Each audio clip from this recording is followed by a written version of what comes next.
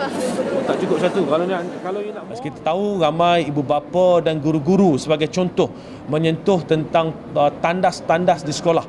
Ini bukan perkara baru, ini dah bertahun-tahun lamanya, dan kita tahu ada murid yang mengambil keputusan kadang-kadang bila tanya kenapa tak makan pagi.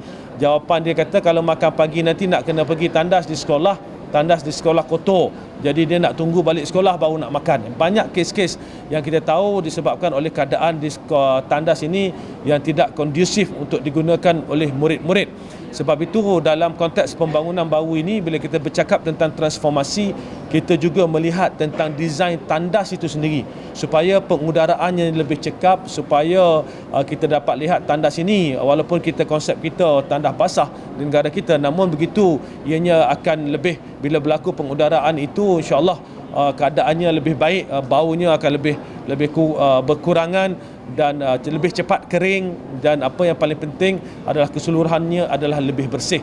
Jadi sebab itu kita secara keseluruhan kita lihat pada beberapa perkara lain berkaitan dengan desain sekolah itu, dan apa yang paling penting desain ini tidak perlulah terlalu banyak ropol-ropol dan render-render serta kosmetik yang berlebihan di sekolah. Kita mahu bahawa setiap peruntukan itu digunakan untuk memberi impak yang paling optimum.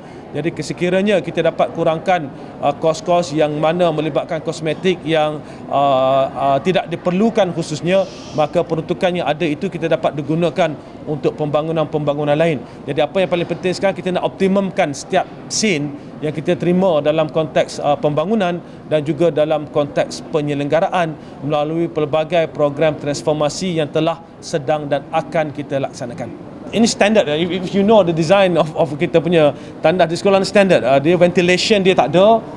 Dia begitu kedap sekali. Kalau kita masuk pun dengan baunya yang ni, kita tahu. That's the design of our school for the past many years. Ini isu lama.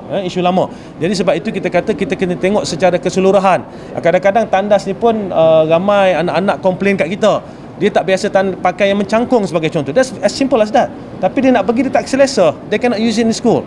So walaupun nampak ringkas, tetapi untuk mewujudkan infra yang selamat dan kondusif tadi, ini antara perkara-perkara yang kita tengok. So kita perincikan satu persatu. Saya sebut juga tadi macam tingkap sekolah, tingkap neko yang selalu dipakai itu, ini merupakan salah satu lagi perkara yang kita perincikan. Kita tengok siap-siap tak dalam berapa lama satu pun dah tak ada dah. Kadang-kadang main jatuh, terkena kaki dan sebagainya.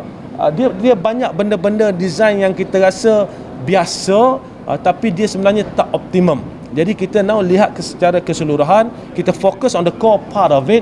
Tengok as long as dia ada komponen-komponen yang memberi impak yang positif, kita tengok setiap perkara dalam konteks design sekolah ini. So way forward, kita akan dapat lihat isu-isu ini dalam sekolah-sekolah yang baru sebagai contoh, kita dapat kurangkan.